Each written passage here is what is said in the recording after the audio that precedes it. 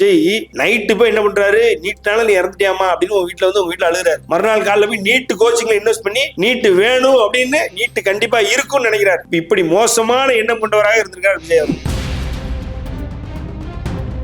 திமுக காங்கிரஸ் கூட கூட்டணி இருக்கும்போது காங்கிரஸ் கொண்டதுதான் நீட்டு, அப்புறமும் நீட்டு பேன் எவ்வளவு நீ மக்களை ஏமாத்திட்டு இருக்க. அதெல்லாம் முடிஞ்சு போன கதையா. இன்னமும் அத பொய், அது எவ்வளவு பெரிய பொய், கடைஞ்செடுத்த பொய். நீட்டை ஒழிக்கிற ஏமாத்தி போன தடவை உள்ள வந்தானு இந்த தடவை கேவலம் விஜய்கிட்ட தோத்து போய் உட்காந்துருக்காங்க. மோடிக்கு ஆப்போனன்ட் இல்லாம மோடி இது வரைக்கும் எந்த வகையிலும் யாருமே கொஸ்டின் பண்ண முடியாத ஒரு இடத்துல இருந்தத ஒரு கூட்டம் வந்து பூரா என்னன்னு விசாரிச்சா கிட்டத்தட்ட 61 பேர் வந்து ரேப் கேஸ்ல உள்ள போனவன், பிக் பாக்கெட்ல உள்ள போனவன், ட்ரக் அபியூஸ்ல உள்ள போனவன், கொலை கேஸ்ல உள்ள போனவன் உள்ள இருக்கான். அவெல்லாம் என்ன ஸ்டூடெண்ட்ஸ், இதைத்தான் நம்ம சொல்லிட்டு இருக்கோம். வெற்றிமாறன் அன்னைக்கு உள்ள வராரு. வெற்றிமாறன் 1200 மார்க்குக்கு அவன் எவ்வளவு மார்க் எடுக்கணும், எவ்வளவு கஷ்டப்பட்டு படிக்கிறான் ஆச்சாப்சான்ற 12th மார்க் 600 ஆயிடுச்சுன்னு தெரியல. திமுக மீண்டும் வந்து ஒரு அட்டெம்ப்ட் பண்ணி அந்த அட்டெம்ப்ட்ல மர்டர் ஆயிடுச்சு. அதுவே மர்டர் ஆயிடுச்சு. 15 வருஷம் படிப்பு ஸ்கூலுங்கிறது 10 லட்சம் பேர் பண்றாங்க. ஆனா உனக்கு 1000 டாக்டர் தான் தேவைப்படுறாங்க.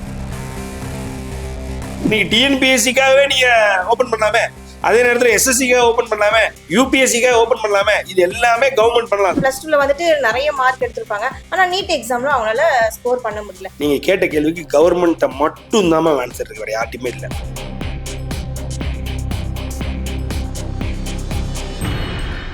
மெய்வர மாற்றம் வரும். இன்றைக்கு நம்முடைய சிறப்பு நேர்காணலுக்கு வந்திருக்காங்க பிரபல அரசியல் விமர்சகர் திரு சத்யன் ராமசாமி சார். வணக்கம் சார். வணக்கம். நல்லா இருக்கீங்களா? நல்லா இருக்கு சார். இப்போ சிஜேபின்ற ஒரு அமைப்பு நம்ம எல்லாருமே கண்கூட எல்லாருமே மாணவர் அமைப்பு வந்துட்டு பார்த்துருக்கோம். எங்கெங்க போராட்டம் நடக்குது.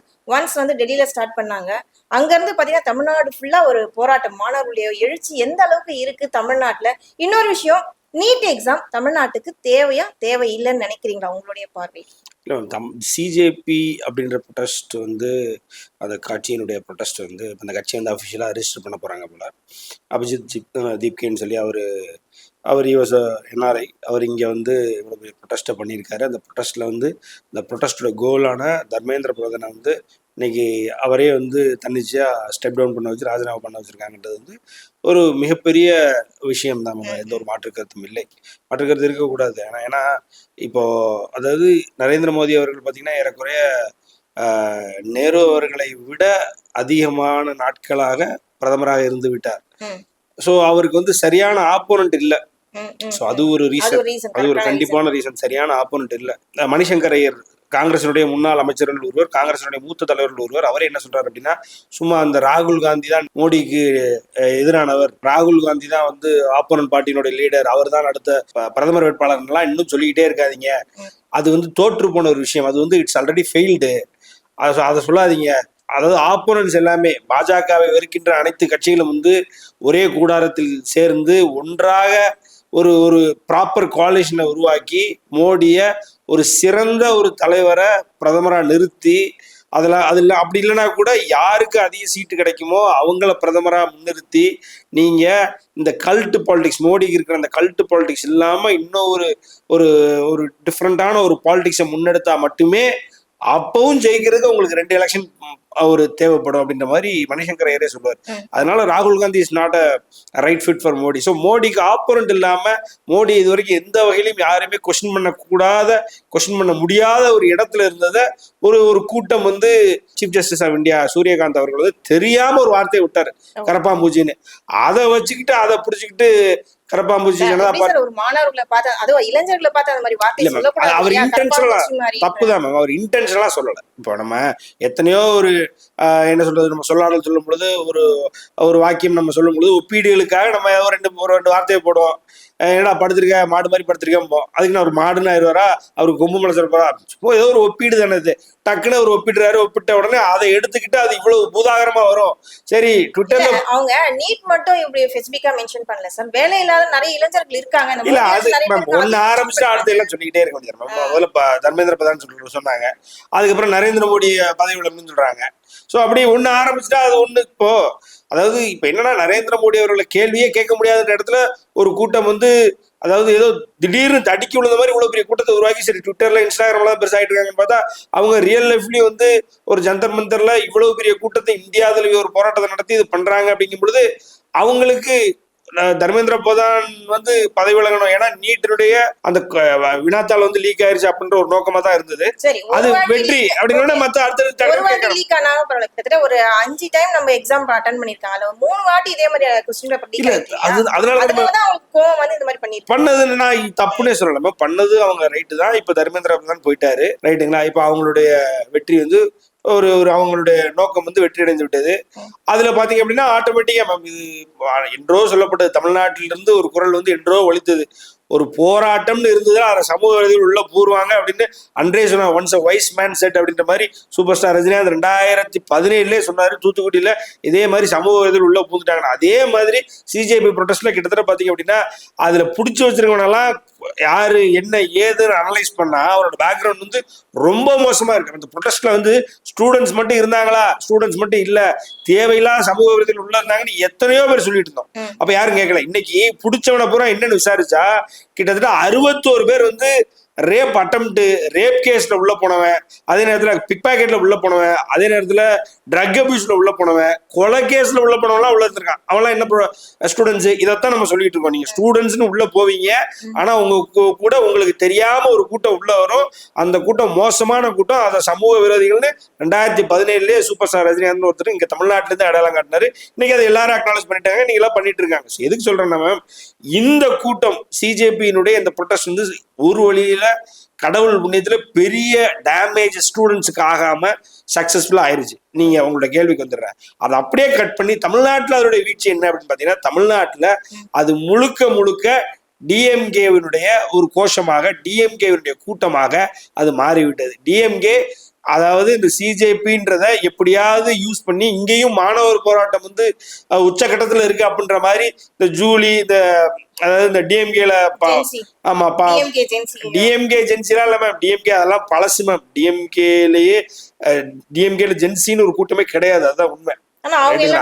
அவங்கள அதான் நீங்க ரெடி பண்ணிப்போ ஒரு 5000 ரூபாய் கொடுங்க, வரமாட்டாங்களா, வந்து ஃபில்அப் பண்ணி ஒரு இடத்த உட்கார மாட்டாங்களா. அந்த மாதிரி டிஎம்கே கஷ்டப்பட்டு ஒரு கூட்டத்தை கூட்டி அது வந்து ஒரு தன்னிச்சையான ஒரு மாணவர் இயக்கமா இங்க காட்டணும்னு நினைச்சு இந்த வழக்குழிஞ்சு போன டைரக்டர்ஸா இருக்கக்கூடிய அவர் வேற வெற்றிமாறன், அதுக்கப்புறம் அந்த பாரஞ்சித், இந்த குரூப் அப்புறம் வெற்றிமாறன்லாம் அன்னைக்கு உள்ள வராரு. வெற்றிமாறன் 1200 மார்க்குக்கு அவங்க எவ்வளவு மார்க் எடுக்கணும், எவ்வளவு கஷ்டப்பட்டு படிக்கிறான் ஆச்சாப்சான்ற 12th மார்க் 600 ஆயிடுச்சுன்னே தெரியல, கிளம்பி வந்துட்டாரு போராட்டம் பண்ண போறேன்னு. அவருக்கு என்னன்னே தெரியல, எது மேட்ச் யார் ஆப்பரேட்டரே தெரியாம பேசிட்டு இருக்காரு. வந்து கூப்பிட்டுருக்காங்கன்னு வந்து அவங்க எல்லாம் ஃபில்அப் பண்ணி ஆளுக்கு நம்மளும் இங்க வந்து உரையாற்றணும் வைக்கணும், பெரிய அம்பேத்கர் அவங்களே நினைச்சிட்டு வந்து ஏதாவது பேசிக்கிட்டு இருக்காங்க வச்சுக்கிட்டு இருக்காங்க. ஆனா அவனா அம்பேத்கர் படத்தை காமிச்சிட்டா நம்மளால கேள்வி கேட்க முடியாது, அதனால அதையும் காமிச்சிடுறாங்க. இவங்க என்னன்னா கம்ப்ளீட்டா வந்து அதாவது இந்தியா தழுவிய போராட்டத்தை தமிழ்நாட்டுல திமுக மீண்டும் வந்து ஒரு அட்டெம்ப்ட் பண்ணி அந்த அட்டெம்ப்ட்ல மர்டர் ஆயிடுச்சு. அதுவே மர்டர் ஆயிடுச்சு, அதான் உண்மை. ஏன்னா இங்க கூடிய கூட்டம்ன்றது இவங்களுக்கு அங்க வந்து நீட் பேன் பண்ணு எவனும் கேட்கலாம். நீங்க சிஜேபி நீட் வந்து பேன் பண்ணணும்னு கேட்கவே இல்லை.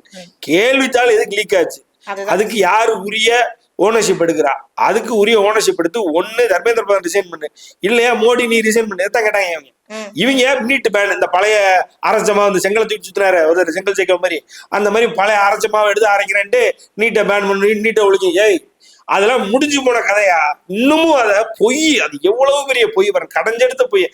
ஏன்னா இவங்களுடைய மினிஸ்டர் ஆஃப் ஸ்டேட்டா இருக்கும் பொழுது திரு காந்தி அவர்கள் தான் அந்த நோட்டிபிகேஷனே ரோல் அவுட் பண்ணார். திமுகவினுடைய மினிஸ்டர் ஆஃப் ஸ்டேட் திரு காந்தி அவர்கள் தான் நீட்டு இங்க நடக்கணும், நீட்டு இந்தியா முழுக்க நடக்கணும்ன்ற நோட்டிபிகேஷன் ரோல் அவுட் பண்ணதே திமுக தான். திமுக காங்கிரஸ் கூட கூட்டணி இருக்கும்போது காங்கிரஸ் கொண்டதுதான் நீட்டு.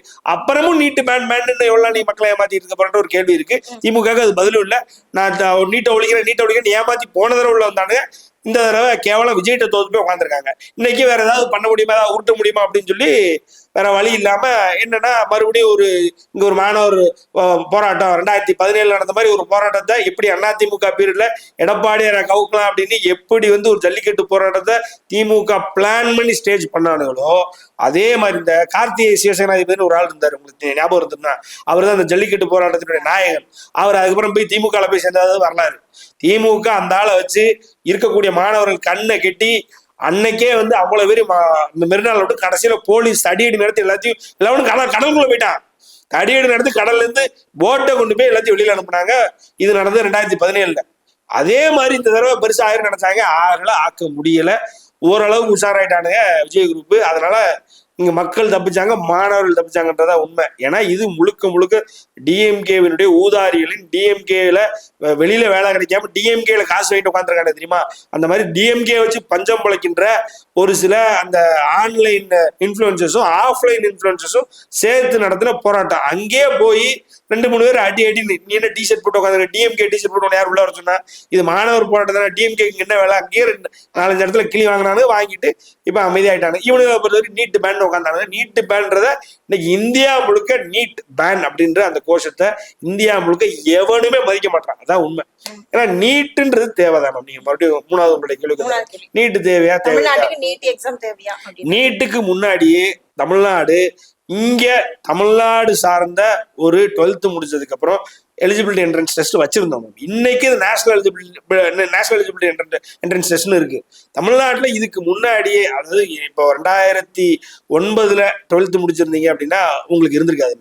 எனக்கு தெரியும் 2007-8 12th முடிச்சவங்க கண்டிப்பா அந்த டான் செட்னு சொல்லுவாங்கம்மா, அப்போ உள்ள அதாவது காம்படிட்டிவ் எலிஜிபிலிட்டி டெஸ்ட்னு சொல்லி தமிழ்நாடு சார்ந்த டெஸ்ட் இருந்தது. நீங்க இன்ஜினியரிங் காலேஜ்ல சேர்னாலே இன்னைக்கு இன்ஜினியரிங் காலேஜ்ல சும்மா போய் நீங்க சேர்ந்துடலாம், காசே கொடுக்க தேவை. அந்த அளவுக்கு நீங்க இன்ஜினியரிங் காலேஜ் ரெடியா இருக்காங்க. ஆனா அப்ப இன்ஜினியரிங்ல நீங்க சேர்னாலே என்ட்ரன்ஸ் எக்ஸாம் எழுதணும். நீங்க 12th மார்க் வச்சு எக்ஸாம் வந்துட்டு முத ஆரம்பிச்சது வந்துட்டு 1985 மறைந்த நம்ம முதல்வர் எம்ஜிஆர் தான் ஆரம்பிச்சது இது. அதுக்கப்புறம் நடுவுல ஒரு 20 வருஷம் கரெக்டா இந்த என்ட்ரன்ஸ் எக்ஸாம் நடந்துட்டு தான் இருந்தது. 2017க்கு அப்புறம் நீட் எக்ஸாம் வந்துருக்கு இல்லையா? நீட் 2017க்கு அப்புறம் வந்தது மேம். ஆனா 2007-8 வந்து இது நின்றுச்சு. ஐயா கலைஞர் அவர்கள் 2006 இருக்கும்போது நிறுத்தி அவர் அதாவது காசு வருது அப்படின்னா தமிழ்நாட்டு மக்களுக்கு ஒரு நல்லது நடந்தாலும் பரவாயில்ல, நடக்கலனாலும் பரவாயில்ல, நமக்கு காசு வருதா, அதுக்கு ஏத்த மாதிரி இந்த திட்டம் நமக்கு ஏகுவா இருக்கா அப்படின்னா தமிழ்நாட்டு மக்கள் அசர்ற அளவுக்கு அவங்களை கன்வின்ஸ் பண்ணி டெஸ்ட்டை எழுத முடியாம பல பேர் கஷ்டப்படுறான். 12th வரைக்கும் படிக்கிறான், படிச்சுட்டு அதுக்கப்புறம் இந்த டெஸ்ட்டும் வைக்கிறாங்க, அவனை ரொம்ப கஷ்டப்படுத்துறாங்க. அதனால அது வேண்டாம். 12th நீங்க எவ்வளவு மார்க் எடுக்கிறீங்களோ அதை பொறுத்து நாங்க உங்களுக்கு ஃப்ரீயா இன்ஜினியரிங் காலேஜ்லயும் டாக்டர் காலேஜ்ல உங்களுக்கு நாங்க சீட்டு கொடுத்துறோம் அப்படின்னு 2005ல வந்ததா 2006ல இல்ல மேம் 2006. அதாவது இதை நடைமுறைப்படுத்தி இதை அனௌன்ஸ் பண்ணி நடைமுறைப்படுத்தினது ஐயா கலைஞர் தான், திமுக தான். அதுதான் தமிழ்நாட்டில் இருந்த அதாவது எலிஜிபிலிட்டி என்ட்ரன்ஸ் டெஸ்ட் கேன்சல் பண்ணி தமிழ்நாட்டில் இனிமேல் 12th வரைக்கும் எடுத்த மார்க்கை வச்சு நீ கவுன்சிலிங்லயோ அப்படி இல்லைன்னா மேனேஜ்மெண்ட் கோட்டாலேயோ போ அப்படின்னு மேனேஜ்மெண்ட் கோட்டால அன்னைக்கெல்லாம் ஒரு ஆடியோ லீக் ஆகுது. 400 கோடி நான் சம்பாதிச்சுட்டு இருந்தேன், இந்த நீட் கெடுத்துருச்சு. அதற்கு வழிவகுத்தவர் ஐயா கலைஞர் அவர்கள். அது எந்த ஒரு மாற்று கருத்தும் இல்லை. அது ஏற்கனவே இருந்ததுதான். என்னன்னா மேம், இப்போ நான் இருக்கேன், நான் 12th வரைக்கும் படிச்சுட்டேன் அப்படின்னா நான் 12th வரைக்கும் கஷ்டப்பட்டு படிச்சுட்டேன். படிப்புன்றது அந்த 14-15 வருடம் ஸ்கூல்ன்றது எதுக்குன்னா ஒரு டிசிப்ளினை கிரியேட் பண்ண. அதே நேரத்துல ஒரு எக்ஸாம்பிளுக்கு ஒரு கார்பரேட் ஆங்கிள் பாக்குறோம் நீங்களேன், இவன் 15 வருஷம் ஒழுங்கா ஸ்கூலுக்கு போயிட்டு டெய்லி ரிப்போர்ட் பண்ணி அங்க போய் அவங்க என்ன சொல்லி கொடுக்குறாங்களோ அதை ஒழுங்கா சொல்லி ஒழுங்கா கத்துக்கிட்டு அவங்க என்னென்ன எக்ஸ்பெக்டேஷன்ஸ் வச்சிருக்காங்களோ அதெல்லாம் இவன் பெட் பண்ணியிருக்கான். சோ ஆமா, நீ அவனை வேலைக்கு எடுத்துனா ஒழுங்கா வருவான், இவ்வளவுதான் ஒரு கார்பரேட் ஆங்கிள். அதே நேரத்துல பாத்தீங்க அப்படின்னா நீ படிச்ச அப்படின்னா உனக்கு புக்வம் அப்படின்னா ஒரு புத்தக வடிவுல உனக்கு அறிவு கிடைக்கும். அது ஒண்ணு. ரெண்டாவது உங்களோட லாஜிக்கல் திங்கிங்க்கு ஒரு சின்ன நர்வ், அந்த நர்வை நீ தட்டி விடுற. அந்த நர்வை ஹிட் பண்ணும்போது ஆட்டோமேட்டிக்கா உன்னோட லாஜிக்கல் திங்கிங் பெருகும். அது போக இட்ஸ் ஆல் அபவுட் சோசியல் இன்டர்வென்ஷனும். அதே நேரத்தில் பார்த்தீங்க அப்படின்னா அதாவது அங்க படிக்க போற மாணவர்களுக்கு ஒரு ப்ராப்பர் ஒரு டிசிப்ளின், ஒரு கன்சிஸ்டன்சி. இதுக்கு தான் அந்த 14-15 வருடம் அந்த ஸ்கூலிங் அப்படின்றது. அது மட்டுமே 1000 பேர், அதாவது 10 லட்சம் பேர் இதை பண்றான். இந்த 15 வருஷம் படிப்பு ஸ்கூலிங்கிறது 10 லட்சம் பேர் பண்றான். ஆனா உனக்கு 1000 டாக்டர் தான் தேவைப்படுறான். இப்ப இந்த 10 லட்சம் பேர்ல 1000 எவன் மார்க் எடுத்தானோ அவன் போதும் அப்படின்னா அது சரியா வராது. ஏன்னா நீங்க இந்த 1000 பேருக்கு எனக்கு இந்த மெட்ரிக்ஸ் மட்டும் போதாது. இந்த ஸ்கூலிங்ல போற அந்த டிசிப்ளினோ அந்த கன்சிஸ்டன்சியோ அப்படின்லாம் இவன் படிக்கிற அந்த புத்தகம் மூலமா வரக்கூடிய அறிவோ இது போதாது. இது இல்லாம இன்னொரு சில தேவை இருக்கு. கிரிட்டிக்கல் திங்கிங் தேவை இருக்கு. இன்னும் நிறைய கிரிட்டிக்கல் திங்கிங் தேவை இருக்கு. அந்த 1 மணி நேரம் ப்ரெஷர்ல நீ அந்த எக்ஸாமை எவ்வளவு ஈஸியா அதுல நீ எப்படி வின் பண்ற, you win put on pressure, அந்த ப்ரெஷரை நீ எடுத்துக்கிற. இந்த மாதிரியான ஒரு சில test which is not meant or which is never happening in இந்த ஸ்கூலிங்ன்ற இந்த இதில் இருக்கு இல்லைங்களா, இதுல இல்லாத ஒரு சில ப்ரெஷர்ல உன்னை நான் போடணும். மெயினா சொல்ல போனா emotional quotient, intelligent quotient, critical thinking, இதெல்லாம் வந்து உனக்கு ஸ்கூல்ல வைக்கக்கூடிய டெஸ்ட்ல கிடைக்குமா அப்படின்னா கிடைக்காது. இது கம்ப்ளீட்டா உனக்கு இந்த மாதிரியான எலிஜிபிலிட்டி என்ட்ரன்ஸ் எக்ஸாம்ஸ்ல தான் கிடைக்கும். நீ இந்த 10 லட்சம் பேர் சேர்ந்து இந்த 1000 பேர்ல நீ இந்த எக்ஸாம்ல எழுதி நீ இதுல பாஸ் பண்ணாதான் we feel or we think you're fit. So இதை வந்து எல்லாருமே வந்து புரிஞ்சுக்கணும். நீ வந்து நான் 15 வருஷம் படிச்சுட்டேன், 15 வருஷம் படிச்ச படிப்பு வேஸ்டா, எனக்கு டாக்டர் என் பையன் பாருங்க 600 மார்க் 596 மார்க் எடுத்துட்டான், அதனால அவனுக்கு நீட்டு கிடைக்கல அப்படின்னா, நீட்டுக்கு உன் பையன் வந்து ஏன் எலிஜிபிள் ஆகல? நீட்டுக்கு நீ எலிஜிபிள் ஆக்கு அந்த பையனை. அது சின்ன டவுட் சார். இப்போ நீட் எக்ஸாம் வந்துட்டு ஏழை மாணவர்களுக்கு எட்டாக்கனியா இருக்கு. ஏன்னா கொஞ்சம் middle class upper middle class வச்சுக்கோங்களேன், அவங்க வந்துட்டு ஏதாவது கடன் உடனே வாங்கிட்டு நீட் எக்ஸாமுக்கு தனி கோச்சிங் கிளாஸே ஃபீஸ் கட்டி சேர்த்துருவாங்கன்னு வச்சுக்கோங்க. அதுக்கு கீழே இருக்க மாணவர்கள் வந்து படிக்க முடியல. இத்தனைக்கும் அவங்க +2ல வந்துட்டு நிறைய மார்க் எடுத்திருப்பாங்க, ஆனா நீட் எக்ஸாம்ல அவங்களால ஸ்கோர் பண்ண முடியல. இது ஒரு ப்ராப்ளம் இருக்கே இல்லை சார்? 7% உள்ளிடஒதுக்கீடு வந்து கவர்மெண்ட்ல ஐயா எடப்பாடியார் அவர்கள் ஆட்சியில் இருக்கும் பொழுது 7% உள் இடஒதுக்கீடு கொடுத்தாங்க. நீங்க கேட்ட கேள்விக்கு கவர்மெண்ட்டை மட்டும் தான் ஆன்சர் இருக்கு, வேற யார்ட்டுமே இல்லை. ஓகேங்களா? இப்போ நீங்க நீட்டு நீங்க சொல்லிட்டீங்க, மத்திய அரசாங்கம் சொல்லிட்டீங்க, மாநில அரசாங்கம் வந்து நீட்டு ஓகே இருக்கட்டும் வைக்கட்டும் சொல்லியாச்சு, ரைட்டா, முடிஞ்சது. இப்போ அடுத்த உங்க கேள்விக்கு வரும்பொழுது, இப்போ ஏழை மாணவர்கள் என்ன பண்ண போறீங்க? இதே அரசாங்கத்தில் நம்ம கேட்கிறோம். முதல் அரசாங்கம் நடத்திய இந்த நீட்டு உள்ள வந்ததுக்கு அப்புறம் முதலாக அரசாங்கம் நடத்திய எடப்பாடியார் அவர்கள் தெளிவா இன்னைக்கு 400லிருந்து 600 கவர்மெண்ட் ஸ்கூல்ஸ், நீங்க ஏழை மாணவர்கள்ன்றீங்க ரைட்டுங்களா, ஏழை மாணவர்களுடைய புகலிடம் என்ன கவர்மெண்ட் ஸ்கூல்ஸ் தான், கரெக்டா? அந்த கவர்மெண்ட் ஸ்கூல்ல இருந்து வருடம் 400லிருந்து 600 கவர்மெண்ட் ஸ்டூடெண்ட்ஸ் வந்து இன்னைக்கு டாக்டர் ஆக முடியுன்ற கனவை உண்மையாக்கி நினைவாக்கி காமிச்சது எடப்பாடியார் அவர்கள். அப்ப அவருடைய பாட்டு பண்ணிட்டாரா? இந்த ஸ்டாலின் அரசாங்கம் 2021 இருந்த ஸ்டாலின் அரசாங்கம் என்ன பண்ணுச்சுன்னா, நீட்டை ஒழிக்கிறேன் மக்களை ஏமாத்திட்டு இருந்தது. அவங்களால எந்த கான்ட்ரிபியூஷனும் இல்லை. இன்றைக்கு வந்து உட்கார்ந்து கொண்டிருக்கும் திரு விஜய் அவர்களை பொறுத்த வரைக்கும் அப்படின்னா மிகப்பெரிய சேட்டை பண்ணியிருக்காரு. அது வந்து உங்களுக்கு தெரிஞ்சிருக்கும், இங்கேயே கூட பேசியிருப்பாங்கன்னு நினைக்கிறேன். அவர் வந்து அனிதா மரணத்தப்ப அனிதா வீட்டில் போய் நைட்டா மிட் நைட்ல போய் உட்காந்து அவங்க அண்ணன் கூட உட்காந்து அழுது வச்சது அதெல்லாம் பார்த்துருப்போம். இதை முடிச்சு வந்துட்டு அது ஒரு பிஸ்னஸா பார்த்தவர் விஜய். ஏன் அப்படின்னா நீட்ல என்னால வந்து படிச்சு பாஸ் ஆக முடியல, அந்த பிள்ளை இறக்குது. அப்போ நீட்டுன்றது இனிமே முக்கியம். கண்டிப்பா நீட்டை வந்து இந்த தமிழ்நாட்டு இந்திய மக்களும் சரி தமிழ்நாட்டு மக்களும் சரி என்னதான் பேன் பண்ணணும்னு சொன்னாலும் மத்திய அரசாங்கம் பேன் பண்ண போவதில்லை. குறிப்பா காங்கிரஸ் அரசாங்கத்தினுடைய மிக மூத்த அமைச்சராகிய திரு ஐயா சிதம்பரம் அவருடைய மனைவி தான் அதை கண்டிப்பா வேணும்னு எங்க சுப்ரீம் கோர்ட்ல போய் வாதாடி ஜெயிச்சவங்க. அதனால நீட் எங்க ஒழிக்க முடியாது. அப்ப இனிமே எல்லாரும் நீட் கோச்சிங்னு வருவான், நம்ம அதுல இன்வெஸ்ட் பண்ணுவோம் அப்படின்னு திரு விஜய் அவர்கள் வந்து பிரைவேட்டா ஒரு இன்ஸ்டிடியூஷன்ல அவரு நீட்டு கோச்சிங்காக இன்வெஸ்ட் பண்ணாரு. நீங்க யோசிச்சு பாருங்க எவ்வளவு பெரிய முரண் இருக்கு. விஜய் நைட்டு போய் என்ன பண்றாரு, நீட்னால நீ இறந்துட்டியாமா அப்படின்னு உங்க வீட்டுல அழுகுறாரு. மறுநாள் காலைல போய் நீட்டு கோச்சிங்ல இன்வெஸ்ட் பண்ணி நீட்டு வேணும் அப்படின்னு நீட்டு கண்டிப்பா இருக்கும்னு நினைக்கிறாரு. இப்படி மோசமான எண்ணம் கொண்டவராக இருந்திருக்காரு விஜய் அவர்கள். அப்ப அந்த விஜய் அவர்கள்ட்ட நீங்க பாசிட்டிவா நம்ம எடுத்துக்கலாம். ஒரு பக்கம் நீங்க வந்து அது இன்வெஸ்ட் பண்ணிருக்காரு, அதோட பர்சனல் கூட வச்சுக்கலாம்னு வச்சுக்கோங்க. இன்னொரு பக்கம் நீட் எக்ஸாம்னால இதுக்கு முன்னாடி இருந்த ஆட்சியில, நான் கலைஞர் அந்த ஆட்சியில இருந்தே நான் வரேன் உங்ககிட்ட. அப்ப வந்துட்டு அவர் எல்லாருமே ஆல் பாஸ்ங்கிறதுனால யார் வேணாலும் டாக்டர் ஆனா, நல்லா படிச்சவங்க படிக்காதவங்க எல்லாரும் டாக்டர். சில பேர் வந்து ஒரு நல்ல ஒரு திறமையான டாக்டரா இருந்தாங்க. ஒரு சிலர் நிறைய பேர் கூடி டாக்டர்ஸ் அந்த டைம்ல அரெஸ்ட் ஆனாங்க, நம்ம கண் கூட பார்த்துட்டு தான் இருந்தோம். அப்ப அதனால வந்து ரூல்ஸ் தானே இந்த நீட் வந்துட்டு. இல்ல நீட் வேணும் மேம், கண்டிப்பா நீட் வேணும். நான் என்ன சொல்றேன்னா நீட் வேணும், அந்த நீட்டை இருக்கும் அப்படின்றத அக்செப்ட் பண்ணி மக்கள் எல்லாத்துக்கும் இனி நீட்டு தான் ஒரே வழி அப்படின்றத நீட்டா புரிய வச்சு இன்னமும் நீட்டை பேன் பண்ணணும்னு தேவையில்லாம உருட்டிக்கிட்டு இருக்காம, இந்த நீட்னால அங்கங்க சாகுறாங்கல்ல அவங்க வீட்டுல போய் உட்காந்து நீலி கண்ணீர் வடிக்காம நீட் இருக்குன்றத மக்களுக்கு புரிய வச்சு, நீங்க கவர்மெண்ட் நீங்க கேட்டீங்க இல்லையா, இன்னைக்கு ஏழை எளிய மாணவர்களுக்கு நீட்டு கோச்சிங் கொடுக்குற அளவுக்கு கவர்மெண்ட் அங்கங்க ட்ரைனிங் அகாடமிஸை ஓபன் பண்ணுங்க. அப்படி இல்லைன்னா கவர்மெண்ட் ஸ்கூல்ஸ்ல அதுக்கான வழிமுறைகளை ஏற்படுத்தி கொடுங்க. ஏதோ ஒரு சப்ஸ்டியூட் டீச்சரோ அப்படிலாம் இருக்கக்கூடிய டீச்சர்ஸே அதுக்கு ஈக்குவலா அவங்கள ட்ரெயின் பண்ணுங்க, அவங்கள எக்யூப் பண்ணுங்க. அவங்க வந்து ஒரு நீட்டுக்கு தேவையான கோச்சிங்கை மாணவர்களுக்கு கொடுக்கக்கூடிய அளவுக்கு அவங்கள வந்து ட்ரெயின் பண்ணுங்க. இல்லைன்னா ஒரு சப்ஸ்டியூட் டீச்சர் வரவங்க ஒரு என்ன கௌரவ டீச்சர்பாங்களே, இந்த கௌரவ விரிவுரையாளர்கள் லெக்சரர்ஸ் அண்ட் ப்ரொஃபசர்ஸ் அந்த மாதிரி யாரையா ஒருத்தர் கொண்டு வச்சு நீங்க ஒரு கவர்மெண்ட் ஸ்கூல்ஸ்லயும் சொல்லிக் கொடுங்க. இன்னமும் வந்து இந்த நைட்டு போய் அனிதாவை பார்த்துட்டு வந்து இந்த காலையில வந்து நீட் கோச்சிங் இன்வெஸ்ட் பண்றது வைக்கிறது இதெல்லாம் தப்பு. நீ அங்க போய் இன்வெஸ்ட் பண்ணல, நீ வந்து இனிமே நீட்டுக்கு கண்டிப்பா அழிவு இல்லை அப்படின்னு சொல்லி அந்த நீட்டுக்கு ட்ரைனிங்கா இன்வெஸ்ட் பண்ணக்கூடிய நீ, நான் என்ன சொல்றேன், government run NEET academies open பண்ணுங்க, government run IIT JEE academies open பண்ணுங்க. இன்னும் எவ்வளவோ இருக்கு மேம், நீட் மட்டும் கிடையாது, இன்னும் எவ்வளவோ. அது நம்ம நீங்க டிஎன்பிஎஸ்சிக்காகவே நீங்க ஓபன் பண்ணலாமே, அதே நேரத்தில் எஸ்எஸ்சிக்காக ஓபன் பண்ணலாமே, யூபிஎஸ்சிக்காக ஓபன் பண்ணலாமே. இது எல்லாமே கவர்மெண்ட் பண்ணலாம். கவர்மெண்ட் நீங்க கேட்கக்கூடிய கேள்வி, ஏழை எளிய மாணவர்கள் கஷ்டப்படுறாங்க, ஆமா கஷ்டப்படுறாங்க, இல்ல ஏழை எளிய மாணவர்களும் கிடைக்கணும். ஏழை எளிய மாணவர்கள் கிடைக்கிறதுக்கு ஒரு உள்ளிட ஒதுக்கீடு கண்டிப்பா கவர்மெண்ட் ஸ்கூல்ஸ்ல படிச்சுட்டு வந்தா உனக்கு வந்து உள்ளிட ஒதுக்கீடு இருக்கு. நீ கவர்மெண்ட் ஸ்கூல்ஸ்ல படிச்சு நீ நல்லா நீ பெர்ஃபார்ம் பண்ணியிருந்த அப்படின்னா நீ நீட் மூலயமா உனக்கு உள்ளிட ஒதுக்கீடு அப்படின்ற மாதிரி எடப்பாடியார் கொண்டு வந்துட்டார். அந்த 7.5% ஒரு 10% மாத்துங்க, இன்னொரு 100 பேர் உள்ள போயிட்டு போறான், அதுக்கு விஜய் மெனக்கிட்டோம். அதே நேரத்தில் அதே விஜய் அவர்கள் கவர்மெண்ட் ரன் எக்கனமிக்ஸ் நடத்திட்டோம், ரைட்டு, அதனால ஏழை எளிய மாணவர்களுக்கு நல்லது தானே. ஸோ அதனால வந்து வழிமுறைகள் இருக்கு. இன்னும் வழி இல்ல, நீட்டை பேன் பண்ணுன்ற ஓனாயினுடைய ஓலம் போல ஊருக்குள்ள ஏமாத்திட்டு சுத்தாதீங்கன்றது கேள்வி. ஓகே சார், ரொம்ப நன்றி சார். நிறைய விஷயங்கள் மக்களுக்கு புரியுற மாதிரி ரொம்ப தெளிவா அழகா சொன்னீங்க. தொடர்ந்து பேசுவோம். நன்றி, வணக்கம். நன்றி.